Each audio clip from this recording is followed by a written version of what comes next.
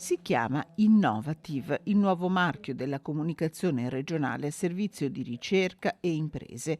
È proprio a partire da qui che il Veneto vuole disegnare il suo nuovo modello di sviluppo, grazie all'interconnessione tra università, centri di ricerca, imprese e regione, appunto, un'unione che ha superato la sfida contro il Covid. Sono stati gli impianti a biogas, da reflui, zootecnici, rifiuti che tornano a essere economicamente rilevanti, il tema del dialogo di apertura ospitato nella cornice della Sala delle Conchiglie di Villa Contarini a Piazzola. Una scelta anche etica, ha sottolineato Roberto Marcato, assessore allo sviluppo economico della Regione.